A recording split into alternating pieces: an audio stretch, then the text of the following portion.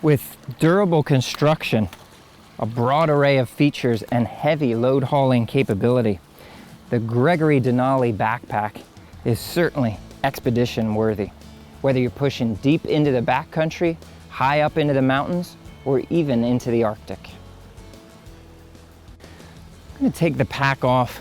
We'll take a look at the pack's Fusion Flexpro suspension system.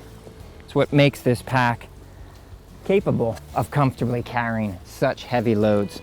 I should mention that we've got in front of me the Gregory Denali 100, so a 100-liter pack. It also comes in a 75-liter version. The 75-liter can carry as much as 65 pounds of gear. This Denali 100 can carry up to 80 pounds of gear, so definitely a heavy hauling pack option. Out of view, you've got two aluminum support stays that run either side of the pack. Certainly give that some stability, some support.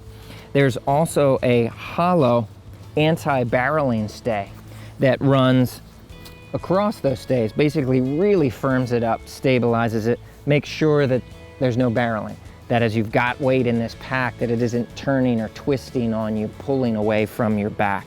The two vertical stays can actually be removed. Gives this pack some modularity. When you don't need it, you want to cut weight, that can be taken out. There is a sewn-in frame sheet behind here, which again adds to that support and stability, makes this capable of all that it is capable of.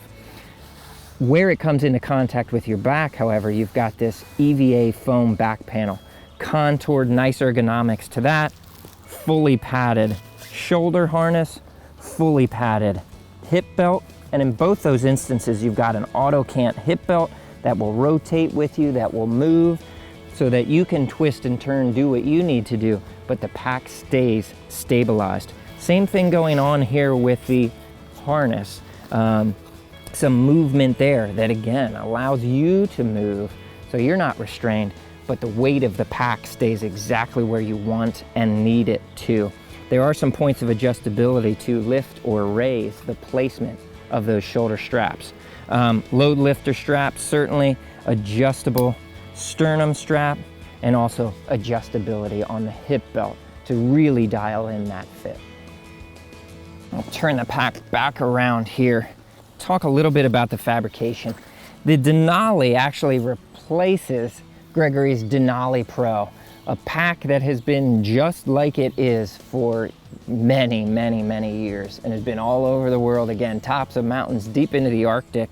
And one of the big selling points for that pack was it was so rugged, it was so durable, and no one using a pack of that style is going to want to see a change to that. Much lighter weight fabrics here, certainly, but still extremely durable. The trade-off is you maintain a durable face or exterior to the pack. You've got reinforcements where you need them. You've got bolstered protection here in the front with pockets on the outside and contact points that in snowshoes, crampons, ice axes, tools, things like that. It's really going to weather that, and bolstered construction on the bottom as well. But it's lighter weight fabrics than the old Denali Pro, so much so Gregory's taken a good pound out of the packs, which is incredibly impressive. Here on this pack, comes in three sizes, small, medium, large, in both the 100 capacity and the 75-liter capacity. On the 100, you're looking 6 pounds 1 ounce for the small, 6 pounds 7 ounces for the large. So again, not on the lightweight side of packs, but for what this pack does in comparative to its predecessor, you've got a pack that's a pound less, but just as capable in terms of carrying weight and amount of gear. I'm gonna undo the lid, get some of this gear out of the way so we can look at the access features of the Denali. Obviously it is a top-loading lidded pack, so we'll bend that back, open this up. A couple of drawstring collars inside the pack here to really protect the contents of the pack. Obviously I want to open that up, however, so we can take a look You've got an extendable spin drift collar inside the pack, so when you do need to put some extra gear in there, you've got some expanded capacity. When you don't need it, it tucks down in and it's not in the way. The lid itself has height adjustability to allow for gear underneath there. You saw I had the pad run underneath the lid. It can also cinch down when you don't need that space. The lid itself can be removed entirely when you don't need it, and the clip over construction here, and again those drawstring closures would still protect the contents of the pack itself.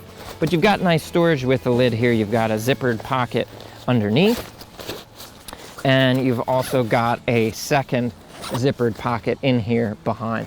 There's also a nice mesh storage pocket, so a little organization there in the top lid. In addition to that top loading access point, you also have a nice side access to the main pack bag, so you can get at some gear if and when you need to without necessarily having to open up that lid. That's a nice feature. There's also very, very large pocketing here on the very face of the pack. So big pocket here, and on the other side, kind of an adjoining pocket. There is a zippered divider, or I should say opening, between the two that would allow you to open that up into one really sizable pocket, or at least have that pass-through capability there. So really nice organization as far as that's concerned. Really big bellows pockets here on the side. I've got water bottles thrown in there. The compression that runs across that certainly keeps things in place and cinches down the entire contents of the pack. So really love the organizational features here as well. Sometimes on big expedition style packs, you've got a nice opening, everything can go in, but everything's got to come back out if you want to put hands on everything. And certainly a bit more organization here. Also a small zippered pocket here on the hip belt. I'd throw my keys in there, but you know, any small essentials that you want to keep close at hand can tuck right in there on the hip. Number of other features I want to call out here that will really show that the Denali's got is well equipped for backcountry, also for alpine or mountaineering use as well. Lots and lots of gear loops on this pack. That includes on the waist belt as well. A haul handle here on the back of the pack should you need to hoist this up, maybe on ropes, get it where it's going. That's a nice feature as well. With mountaineering or potentially climbing in mind, the waist belt is strippable, so you can get some of that support out of the way when you're wearing a climbing harness. So you can strip that down a little bit. Nice feature there. Tool attachment points, really pretty burly tool attachment points here to run ice axes. Tuck that in underneath there as well. So again, really neat features there. Certainly it's a hydration compatible pack. Doesn't come with a hydration system, but it's got a sleeve, a lined sleeve in here, and a hydration hose pass-through at the top of the pack bag. You can see the hose there. Another really unique feature here, you've got a removable belay pad.